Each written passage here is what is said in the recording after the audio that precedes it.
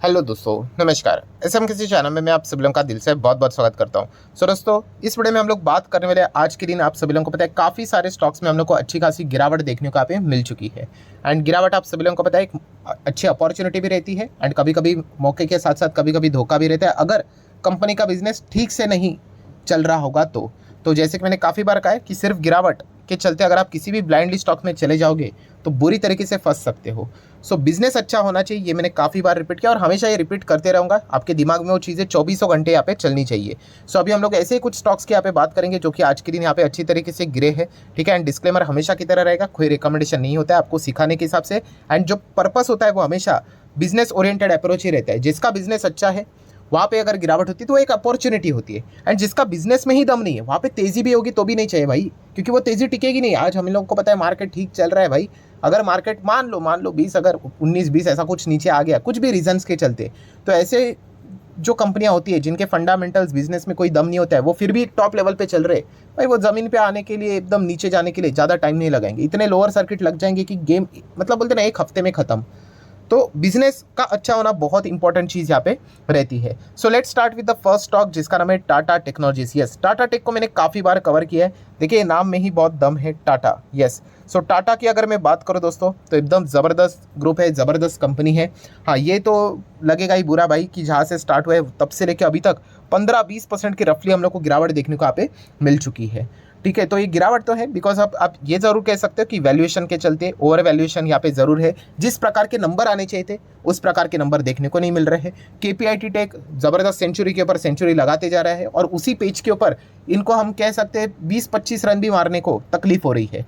सो इसका अर्थ ये नहीं, मैं अगेन कह रहा हूँ आपको पिक्चर ब्रॉड व्यू में देखना यहाँ पे आना चाहिए। ठीक है, अगर आप अपने आप को लॉन्ग टर्म इन्वेस्टर कहते हो तो। सो टाटा टेक की अगर मैं बात करूँ लॉन्ग टर्म के हिसाब से, ये company business point of view के हिसाब से कंपनी के बिजनेस में ज़बरदस्त दम है। हाँ, बट शॉर्ट टर्म में हम लोग जरूर कह सकते हैं कि बड़ा प्लेयर करके मैच देखने गए स्टेडियम में और ये बड़ा प्लेयर लगातार डिसअपॉइंट कर रहा है, हम ये बात भी जरूर यहाँ पे कह सकते हैं। हाँ, बट बिजनेस कोई खराब नहीं, ये चीज़ को समझो। अगर बिजनेस ही खराब रहेगा ना तो डिस्कशन ही खत्म, वहाँ पे ज़्यादा रुकना भी नहीं चाहिए, फिर वो स्टॉक कितना भी ऊपर भागे। ठीक है, 2000 का हो जाए 5000 नहीं चाहिए भाई, क्योंकि वो नीचे आने के लिए ज़्यादा टाइम नहीं लगेगा। सो टाटा टेक की अगर मैं बात करूँ सो डेफिनेटली बिजनेस ओरिएंटेड में बात कहना चाहूँगा कि काफ़ी अच्छी बिजनेस वाली ये कंपनी है। हाँ, वैल्यूएशन के चलते अभी का परफॉर्मेंस थोड़ा सा लोअर देखने को यहाँ पे मिल रहा है, बट ये हर किसी कंपनीज में हम लोग को चीज़ें देखने को मिल जाती है। एंड टाटा ग्रुप की लगभग 25 कंपनियां शेयर बाजार में लिस्टेड है। ठीक है, इनमें से हम लोगों ने देखा है भाई कि इस हिस्ट्री भी उठाकर देख लो लॉन्ग टर्म का, तो हर एक कंपनी ने अच्छे रिटर्न्स दिए हैं लॉन्ग टर्म में भाई। और लॉन्ग टर्म मतलब वाकई में लॉन्ग टर्म की मैं बात कर रहा हूँ। ठीक है, 1-2 साल 3 साल ये कोई लॉन्ग टर्म नहीं होता है। हाँ, डेफिनेशन में हो सकता है कि 1 साल के ऊपर आप होल्ड करते हो इनकम टैक्स के हिसाब से तो लॉन्ग टर्म हो जाता है, बट एक्चुअल लॉन्ग टर्म तो एटलीस्ट 5 साल तो देना चाहिए। ठीक है, आप समझो इस खेल को, बिजनेस खड़ा करना भाई कोई मजाक की बात नहीं होती है, बहुत लंबा पारी खेलना पड़ता है। सो वैसा कुछ बिजनेस को अगर आप सीरियसली समझोगे सो टाटा टेक का बिजनेस बहुत सॉलिड है, बैलेंस शीट स्ट्रॉन्ग है, डेट फ्री है, मैनेजमेंट से लेकर सारी चीज़ें बढ़िया है। हाँ, बट इस वक्त का जो शॉर्ट टर्म में जो परफॉर्मेंस चल रहा है वो डिसअपॉइंटेड देखने को मिल रहा है। टाटा एलेक्सी में देखने को मिला था, टीसीएस में भी देखने को मिला था।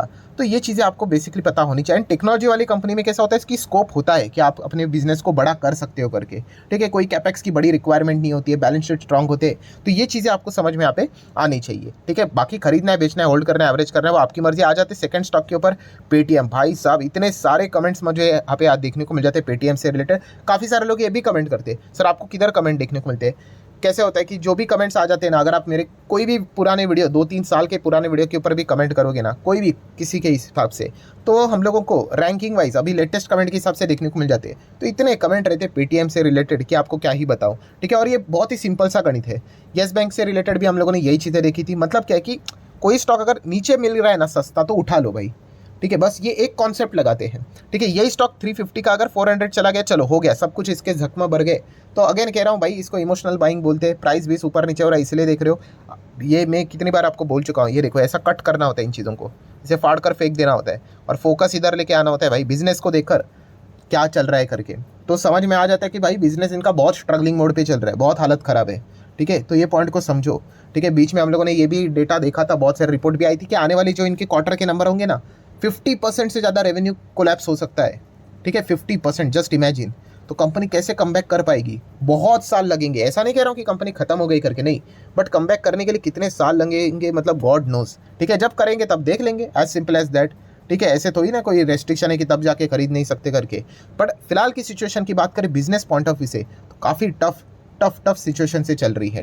ठीक है, अगेन कह रहा हूँ छोटे मोटे जम्प्स आते रहेंगे, कोई अच्छी खबर आ गई थोड़ा सा भाग जाएगा, 20% भी सर्किट लगा सकता है, मतलब 5% सर्किट, 10%, 20% ऐसा लगा सकता है। बट ब्रॉड पिक्चर देखो, ठीक है, मैं बहुत बार आप लोगों को कह चुका हूँ, छोटा पिक्चर मत देखो, बड़ा पिक्चर देखो भाई कि कौन सा प्लेयर कितना अच्छा है। विराट कोहली अच्छा प्लेयर है, ठीक है, 10 रन पे आउट हो गया, खेलेगा वर्ल्ड कप भाई, हो गया सिलेक्शन, इस हिसाब से हम लोगों ने देखना यहाँ पे होता है।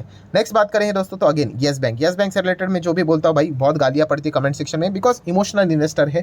ठीक है, मैं कोई इसका भाई शत्रु नहीं हूँ, कोई दुश्मन नहीं हूँ। ठीक है, हमारा मकसद, हर किसी का एक कॉमन मकसद होता है भाई, बस पैसा कमाना। अभी येस बैंक से रिलेटेड मैंने इसके पहले भी 5 साल पहले जो घटना यहाँ पे हुई थी तभी वीडियो यहाँ पे बनाया था, आप सभी लोगों को याद होगा। ठीक है, काफ़ी वो वीडियो बाद में पॉपुलर हुआ था, उसमें भी कमेंट सेक्शन में बहुत गालियाँ पड़ी थी, आधे में से उन्होंने कमेंट ही डिलीट कर दिया। आप चाहो तो वो वीडियोस को देख सकते हो, लिंक ऊपर आई बटन पे देना चाहूँगा। तभी भी आपको यही चीज़ समझाई थी कि आप बिजनेस को समझो। बिजनेस के हिसाब से अगर मैं बात करूँ तो भाई बुरी तरीके से फंस चुका है और इतने ज़्यादा अनसर्टेनिटीज़। ठीक है, एंड आरबीआई ने अपने पावर का इस्तेमाल किया है, कल कुछ 19-20 हुआ तो फंस सकते हो। और मतलब क्या बोले, 19-20 एक्चुअल में हो गया। ठीक है, कि समझ में आ गया कि भाई इन्होंने गफला किया है करके। ठीक है, तो ऐसा मतलब बोलते हैं ना मार्केट में एक बार आप फंस गए ना तो, और गलत स्टॉक में फंस गए तो फिर बैंड बच जाती है। अभी करंटली अगर हम लोग बात करें येस बैंक से रिलेटेड तो मैं अगेन कह रहा हूँ छोटा मोटा प्रॉफिट कमाना है तो येस बैंक में कोई दिक्कत नहीं है। But if you are expecting wealth creation समझते हो ना कि भाई बोनस मिलेगा, स्प्लिट मिलेगा, डिविडेंड मिलेगा, भूल जाओ, हो ही नहीं सकता। ठीक है, क्यों नहीं हो सकता, इसके पीछे के कॉन्सेप्ट भी मैंने आपको बताया। कंपनी की ना बैलेंस शीट स्ट्रॉन्ग है, ना पीएनएल स्ट्रॉन्ग है, रिजल्ट स्ट्रॉन्ग है, डिविडेंड दे नहीं सकते, वो डिविडेंड बांटेंगे तो 81 बॉन्ड का जो केस पहले ही चल रहा है उसमें उनकी बैंड बच जाएगी। ठीक है, तो वहाँ पे वो बताएंगे कोर्ट में कि भाई हमारे पास पैसे नहीं करके। तो इस प्रकार की चीज़ें देखने को मिल जाती है, वरना छोटा मोटा जंप होगा, 30 जाएगा, 35 जाएगा, ये चीज़ें चलती रहती है। बट आप इतना रिस्क ले रहे हो मार्केट में आके तो डिसेंट स्टॉक में हम लोगों ने जाना चाहिए। बट ऐसे स्टॉक में लोग क्यों ज़्यादा फोकस रखते हैं, अगेन वही फैक्टर, प्राइसिंग फैक्टर। मैंने आपको बताया कि आप 1 लाख रुपया किसी 20 रुपये के शेयर में लगाओ, या फिर 200 रुपये में लगाओ, या फिर 2000 में लगाओ, कुछ भी डिफरेंस नहीं है भाई। आपको रिटर्न्स आपके क्वांटिटी के हिसाब से नहीं मिलते, आपके पास कितनी क्वांटिटी है, आपको रिटर्न्स आपके इन्वेस्टेड अमाउंट के ऊपर मिलते हैं। ठीक है, आप कोई भी अपना ऐप ओपन करके देखो, परसेंटेज 10% किसके ऊपर निकलेगा, आपके पास 1000 क्वांटिटी है उसके ऊपर निकलेगा, या फिर 1 क्वांटिटी है उसके ऊपर, नहीं, आपने कितना अमाउंट लगाया 1 लाख के ऊपर निकलेगा। तो ये चीज़ें समझो, ये बेसिक चीज़ें हैं। ठीक है, बट वही हम लोग क्या कर देते हैं, मिस कर देते हैं। तो ऐसा बिल्कुल भी यहाँ पे नहीं करना है। ठीक है, बाकी चीज़ें यहाँ पे चलती रहेगी। अगेन कह रहा हूँ छोटा मोटा प्रॉफिट के लिए ठीक है भाई, ये चीज़ें चलती रहेगी। But if you are expecting एकदम धूम धड़ाकेदार कुछ परफॉर्मेंस दे दे, आईसीआईसी बैंक जैसा परफॉर्मेंस दे दे कंसिस्टेंसी लॉन्ग टर्म के हिसाब से, तो उसके लिए थोड़ा टाइम यहाँ पे लग सकता है। देन ऑलरेडी मैं इसके ऊपर वीडियो बना चुका हूँ, टाइटन खूबसूरत कंपनी, कोई दिक्कत की बात नहीं है। इस वक्त के रीज़न सब कुछ पुराना पिछला वाला वीडियो देख लो, आपको चीज़ें समझ में यहाँ पे आ जाएगी। हाँ, बिजनेस ओरिएंटेड अगर मैं बात करूँ, बहुत सॉलिड बिजनेस है, कोई दिक्कत की बात यहाँ पे नहीं है। बाकी सारी चीज़ें, अरे भाई इतना लंबा चार्ट पैटर्न आप देखोगे तो क्या यहाँ पे एक ही हरे चार्ट पैटर्न से ऐसा बन के आए क्या, नहीं, बहुत कुछ ड्रामा होगा। ये भी स्टॉक 20%, 30%, 40% गिरते हैं, मार्केट में कुछ ना कुछ चीज़ें चलती रहती है। आपको सिर्फ समझ में आना चाहिए कि भाई क्यों गिर रहा है, क्या बिजनेस वापस खड़ा ही नहीं हो पाएगा। अगर वैसा नजर आ रहा है तो भाई वही से क्या बोलने का, टाटा बाय बाय नहीं चाहिए, क्योंकि आपका बिजनेस ही खत्म हो गया भाई, आप क्या करोगे। बट अगर बिजनेस खत्म नहीं है, कम बैक होगा तो ठीक है भाई, गिरावट इज इक्वल टू अपॉर्चुनिटी। तो ये चीज़ें हम लोग को समझ में यहाँ पे आनी चाहिए। नेक्स्ट अगर हम लोग यहाँ पे बात करेंगे दोस्तों तो railway stocks, yes, railway stock से रिलेटेड काफ़ी कमेंट्स भी आ जाते हैं, सर क्या रेलवे स्टॉक से रिलेटेड कोई वीडियोज़ ही नहीं है। मैंने ऑलरेडी आप लोगों को बोल के रखा हुआ है कि भाई इलेक्शन का पीरियड है। ठीक है, और इलेक्शन के पीरियड की अगर हम लोग बात करें, ये सरकारी कंपनी, सिर्फ रेलवे की नहीं, रेलवे, डिफेंस, एवरीथिंग। अगर मैं इसके बाद की भी बात करूँ, आरईसी, पीएफसी, इरेडा, इन सभी स्टॉक्स की बात करूँ भाई, इनमें वॉलेटिलिटी रहेगी। किस प्रकार की खबरें आती है, रिपोर्ट आती है। अभी बीच में ही अफवाहें चला दी थी टैक्सेस से रिलेटेड, देन बाद में ये भी बोला कि सरकार तो मतलब ऐसा बोल दिया कि भाई मेजोरिटी के साथ मुश्किल लग रहा है। ऐसे बहुत सारी चीज़ें यहाँ पे चलती रहती है। सो अगर आपको एकदम क्लियर पिक्चर अगर चाहिए, सेफ खेलना है, तो इलेक्शन के बाद ही निवेश करना किसी भी सरकारी कंपनी में प्रेफरेबल चीज़ रहती है। मैं अगेन कह रहा हूँ, यूजुअली प्रॉब्लम क्या होता है, हम लोग एकदम मतलब पिन पॉइंट पकड़ने जाते हैं कि भाई यहाँ से अगर ऐसा भाग गया मतलब खत्म ही हो गया, दुनिया ही खत्म हो गई करके। तो ऐसा नहीं करना है भाई। इसको अगेन ये भी एक इमोशनल बाइंग के ही कैटेगरी में चीज़ें यहाँ पे आ जाती है। आपको प्रॉपरली चीज़ें एक बार क्लियर हो जाने दो, कोई फर्क नहीं पड़ता है भाई। अगर आपकी कंपनी जेन्युइनली अच्छी होगी, उसका बिजनेस जेन्युइनली अच्छा होगा भाई, वो बन जाएगा पैसा आपका। ठीक है, बट ऐसा हड़बड़ाहट में कोई चीज़ें नहीं करनी होती है। मैंने आपको बता रहा हूँ, ये गलतियाँ हम भी कर चुके हैं इनिशियल स्टेज पे। बट अभी आपके पास सोशल मीडिया अवेलेबल है, कुछ लोगों के एक्सपीरियंसेस अवेलेबल है, तो इन चीज़ों को समझो। बाकी आपकी मर्जी यार, है तो पैसा आप ही का, आईडी पासवर्ड सब आप ही के पास है। मैं हमेशा एक ही चीज़ प्रेफर करता हूँ कि जल्दबाजी नहीं करता हूँ। चल जाएगा भाई, थोड़ा 2-3% कम आ गया, 5% कम आ गया, चल जाएगा। आराम से खेलना बहुत इंपॉर्टेंट चीज़ है, सेफ खेलना इंपॉर्टेंट चीज़ है, ठीक है। सेफ खेलना मतलब ऐसा नहीं कि सब कुछ ही सेफ खेलो, मतलब सिचुएशन के हिसाब से चलना काफ़ी इंपॉर्टेंट चीज़ यहाँ पे रहती है। उसके बाद आप आराम से डिसीजन लोगे तो सारी चीज़ समझ में यहाँ पे आ जाएगी। सो बिजनेस पॉइंट ऑफ व्यू से अगर मैं बात करूँ, ये कंपनियाँ कोई खराब नहीं है, गवर्नमेंट कंपनियाँ कोई खराब नहीं होती। प्रॉब्लम ये होता है कि इनको बिजनेस बार बार मिलता नहीं है।